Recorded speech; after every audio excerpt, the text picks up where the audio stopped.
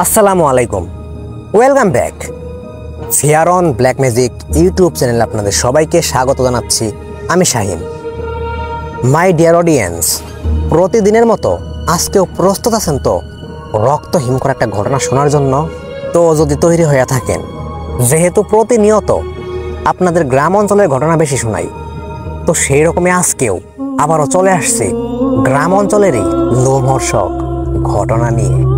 আশা করি আজকের কাহিনীটা আপনারা মন দিয়ে শুনবেন, আর আমিও যথেষ্ট চেষ্টা করব আপনার মনোযোগটা ধরে রাখার। তো আসুন আর কোনো কথা না বাড়িয়ে সরাসরি আজকের কাহিনীটা আপনাকেই শোনাই।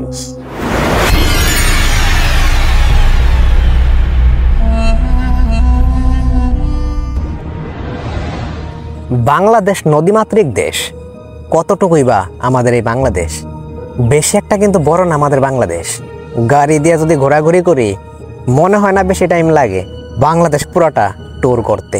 তো এই ছোট একটা দেশে নদী একটু বেশি পরিমাণে। আমাদের এই টাঙ্গাইল জেলায় আমাদের গ্রামেই একটা নদী আছে। প্রায় প্রত্যেক ভিডিওতে আমি বলি এই নদীটা যমুনা সেতু নদীর কোনো একটি শাখা প্রশাখা, যা আমাদের গ্রাম দিয়ে গেছে। তো সেই রকমই কাহিনীটা আজকের না, আনুমানিক 40 থেকে 50 বছর আগের। কাহিনীটা সংগ্রহ করছি আমি আমার দাদুর কাছ থেকে। তো কাহিনীটা শুরু করা যাক। কাহিনীটা ঘটেছিল, আমাদের এই গ্রামেরই একটা মেয়ে ছিল যার কিনা নতুন বিয়ে হয়। তো বিয়ে যেদিন হয় সেদিনই তার সাথে কাহিনীটা হয়েছে। তো আসুন কাহিনীটা শোনাই। আমার দাদুর বয়স বর্তমানে 70 বা 75 এরকম হয়ে গেছে। তো সে আমাকে তো খুব একটা সাজাই গোছায় বলতে পারে নাই, শুধু ঘটনা শেয়ার করছে, আর আমি একটু চেষ্টা করবো সাজাই গোছায় বলার জন্য। মেয়েটা আমাদের গ্রামের, নতুন বিয়ে হয়। মেয়েটার যে স্থানে বিয়ে হইতাছে, মানে যে গ্রামে বিয়ে হইতাছে, সে এলাকায় নৌকা ছাড়া ঢোকা অসম্ভব। নদীমাতৃক দেশ বললাম না? তো কাহিনীটা যে সময় হয়েছিল, তো সেদিন মেয়েটার বিয়ে হয়েছে। তার স্বামীর বাড়ি থেকে মেয়েটাকে নিতে আসছে। যেহেতু নদীর পথ, কেউ চায় না বেশিরভাগ রাত হোক। সন্ধ্যার দিকেই মেয়েটাকে নিয়ে তার হাজব্যান্ড তার নিজের বাড়িতে রওনা দেয়। এখন যেহেতু বরযাত্রী, মোটামুটি কিছু মানুষ থাকে সাথে, তো নৌকাতে একটু বড় পরিমাণে লাগবো, তাই না? তো তাদের যেভাবে সম্ভব মোটামুটি একটা বড় ধরনের নৌকা সংগ্রহ করছে। তো যথারীতি সেই লোকটা তার বউ নিয়ে তার বাসার গন্তব্যে রওনা। এখন কথা হইতাছে, গ্রাম অঞ্চলের মানুষ যারা, তারা একটু বেশিরভাগই পুরনো মানুষের কথাবার্তার উপর নির্ভরশীল। তাও কি রকম? সেই সময় একটা কথা ছিল, স্বামী স্ত্রী যদি নতুন কোথাও থেকে কোথায় যায়, তাহলে নাকি মেয়ের শাড়ির সাথে ছেলের জামা কাপড়ের যে কোনো একটা অংশ বেঁধে রাখতে হয়। তো সেই রকমই সেই কাপল দুজনেরও একই সিনি করে, তার শাড়ির সাথে তার জামার যে কোনো অংশ বেঁধে দেয়। নৌকার মধ্যে সবাই বসে আছে, কোনো রকম কোনো সমস্যা বুঝতে পারতেছে না কেউ, সব কিছু ঠিকঠাক। তো সেই ছেলের বাসায় যাইতে যাইতে সন্ধ্যা পার হয়ে গেছে, মাগরিবের আজান শেষ করে দিছে। এখন সেই ছেলেটার বাড়ির কাছাকাছি যে নদীটুকু আছে, এইটুকু একদম একটু বেশি পরিমাণে নির্জন। আর গ্রাম অঞ্চল বুঝতেই তো পারতেছেন কেমন থাকার কথা, তাও যে সময় আগেকার কাহিনী, বুঝতেই তো পারতেছেন। তো সন্ধ্যা পার হয়ে গেছে, স্বামী স্ত্রী দুইজন নৌকাতে বসে আছে। তো বসে থাকতে থাকতে তার কারো ভালো লাগে না, বেশি পরিমাণে বসে থাকতে কারো কিন্তু ভালো লাগে না। শুধু বসে থাকলেই হইব? পিঠ মাজা এগুলাতে একটু ব্যথা করে, তাই না? তো সেই রকমই মেয়েটা, মানে সে স্বাভাবিকভাবে একটু দাঁড়ায়। দাঁড়ানোর সাথে সাথে মেয়েটা আবার সেন্সলেস সেখানে পড়া যায়। এখন সবাই তো মেয়েটাকে দেখা কি হইলো আজব কথাবার্তা শুরু হয়ে গেছে। তো মেয়েটাকে নিয়ে তার স্বামী তার বাসা পর্যন্ত যায়। কাহিনীটা শুরু হয় এরপর থেকে। কাহিনীটা কি সম্পূর্ণ শুনবেন? বলবো, যদি আগ্রহ থাকে তাহলে শুনবেন প্লিজ। মেয়েটাকে বাসায় নিয়ে যাওয়ার পর মেয়ের আর সেন্স আসে না। অবশেষে রাত আনুমানিক 10টা, মুখে পানির ঝাপটা দিয়া বিভিন্নভাবে সেই সময় মেয়েটার সেন্স আসে। কিন্তু সেন্স আসার পর মেয়েটার মুখে কোনো সারা শব্দ নাই, শুধু তাকাইয়া আছে। মনে করেন যদি কোনো মানুষের স্মৃতিশক্তি হারাইয়া যায়, তাহলে সে তো অন্তত একটা কথা অন্তত বলে, আমি কোথায় আছি, আমি কে, আছে না? সে কিচ্ছু বলতেছে না, শুধু তাকাইয়া আছে। হঠাৎ কইরা মেয়েটা শোয়া থেকে উঠা বসলো। বসার পর ঠিক একই অবস্থা, এই দিকে তাকাইতেছে, ওই দিকে তাকাইতাছে, মানে কিরকম যে করতেছে তা শুধু যারা দেখতেছে তারাই বুঝতে পারতেছে। এর মধ্যেই হঠাৎ কইরা সেই মেয়েটা বইলা উঠে, আমি মিষ্টি খামো। বাড়ির মানুষ চিন্তা করে এটা কেমন মেয়ে রে। এই কথা শুই না সাথে সাথে সবাই মিষ্টি আইনা দেয়। 2টা মিষ্টি যখন মেয়েকে আইনা দেয়, মেয়েটা এমন ভাবে খায় যা একটা সাধারণ মানুষের পক্ষে খাওয়া অসম্ভব। 2টা মিষ্টি মনে হয় সর্বোচ্চ 5 থেকে 6 সেকেন্ডের মধ্যে একদম শেষ খেয়ে ফেলাইছে। এরপরে ঘটে সব থেকে নির্মম কাহিনীগুলো। মেয়েটা অকারণেই সবার দিকে তাকায়, বড় বড় করে তাকায়, দাঁতগুলা কিরমির করে, যা দেখা সবাই ভয় পায়।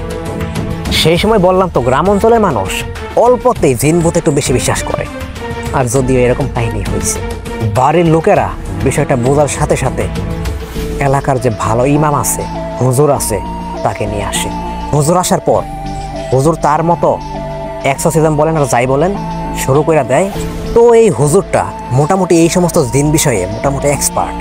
হুজুর যখন সেই মেয়েটার কনিষ্ঠ আঙ্গুল ধরছে, ধরার পর মেয়েটা প্রথমে একটা কথা বলে, তোরা কেউ আমার একটু শান্তি দিবি না? না একটু আসলাম, থাকতে দিবি না? এই কথা শুই না সেই হুজুরটা বুঝা ফেলাইছে এর ভিতরে যে আছে সে যদি শক্তিশালী নাও হয় কিন্তু খুব খারাপ ও পাজে খুব দুষ্ট একটা জিন। তখন হুজুর ভালো করে উজু করে আসে এবং সেই মেয়েটাকেও উজু করে আসতে বলে। তো স্বাভাবিকভাবে সবাই উজু করার পর আবার নতুন করে বসে। বসার পর সেই হুজুর আবারও সেম প্রসেসে সেই জিনটাকে সেই মেয়ের উপর হাজির করায়। হাজির করানোর পর হুজুর তাকে জিজ্ঞেস করে, তুই থাকিস কই আর এই মেয়ের মধ্যে আসছত কেন? তখন সেই জিনটা বলে, আমি এই নদীর পাড়ে একটা গাছ আছে, সেই গাছে থাকি। এমনিতে আমি কারো ক্ষতি করি না। আজকে এই মেয়েটার নতুন বিয়ে হয়েছে। মেয়েটা যখন নৌকার মধ্যে আমার এই গাছের কাছাকাছি আসছে, তখন সেই মেয়েটা একটু দাঁড়ায়।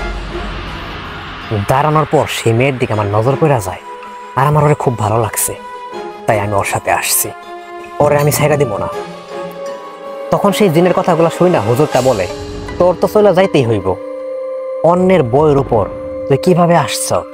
তোর সাহস মনে হয় অনেক বেশি না? আজকে পড়ছ তো আমার পাল্লায়। আজকে তো এখান থেকে যাইতেও পারবি না। তুই যদি মন চাস তোর আজকে বোতলবন্দি করবো। এইরকম বিভিন্ন হুমকি দামকি দেওয়ার পর সেই জিনটা একটু নম্র এবং ভদ্র হয়ে আসে। যখন নম্র ভদ্রতা হুজুর বুঝতে পারে, তখনই হুজুর ধারণা করে ফেলাইছে এই জিনটাকে এই মেয়ের শরীর থেকে তাড়ানো সম্ভব। তখন হুজুর নিজেই বলে, দেখ তুই যদি ইচ্ছা করেও যাইতে চাস পারবি না, কারণ আমি যেহেতু তোরে ধরছি। তোর কি মনে হয় এত সহজ আমার হাত থেকে ছোটা? তবে তোরে আমি ছাইড়া দিতে রাজি আছি, যেহেতু শুধু তুই মেয়ের সাথে আসছ, কোনো ক্ষতি করস নাই। তো এক কাজ কর, তোর মনে হয় মিষ্টি খুব পছন্দ না? তোর আরো 2টা মিষ্টি এনে দেই, সেই 2টা খাইয়া তুই চইলা যা। আর দ্বিতীয়বার কারো কোনো ক্ষতি করিস না।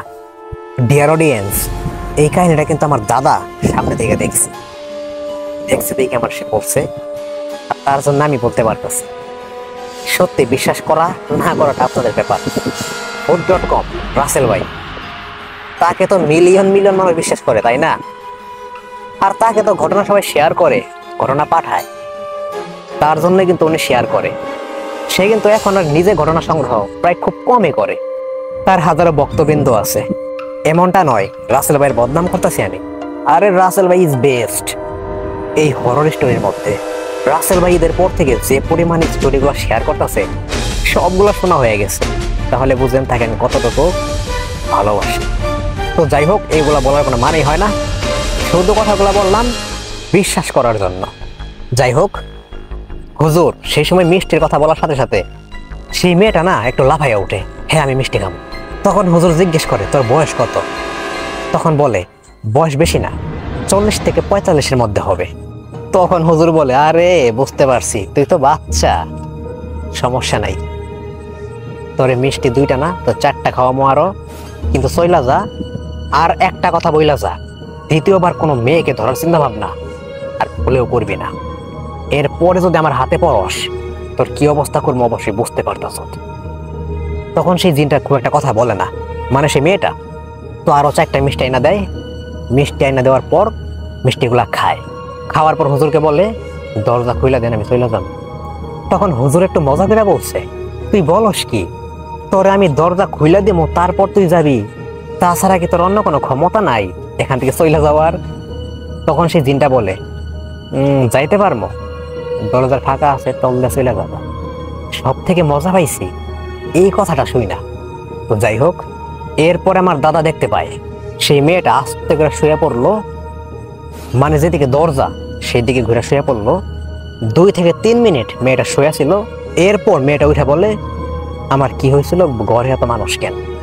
তো মাই ডিয়ার অডিয়েন্স, প্রতিনিয়ত জিন যাকে আসর করে শেষ পর্যায়ে কাহিনীগুলো এরকমই হয়, তার কোনো সেন্স থাকে না, সে জানেও না তার সাথে কি হয়েছে। তো ডিয়ার অডিয়েন্স, এই ছিল আজকের কাহিনী। তো যদি আজকের কাহিনীটা আপনাদের একটু ভালো লাগে, অবশ্যই একটা লাইক হবে। আর যদি প্রতিনিয়ত এরকম ঘটনা শুনতে চান, তাহলে অবশ্যই আমার এই ছোট চ্যানেলটা সাবস্ক্রাইব করবেন। আর আমি শাহিন আজকের মতো বিদায় নিচ্ছি, আসতেছি আগামীকাল একই সময় আবার রক্তহীন করে একটা ভৌতিক ঘটনা নিয়ে। তো সেই পর্যন্ত সবাই ভালো থাকবেন, সুস্থ থাকবেন এবং fair on black magic YouTube চ্যানেলের সাথেই থাকবেন। ধন্যবাদ।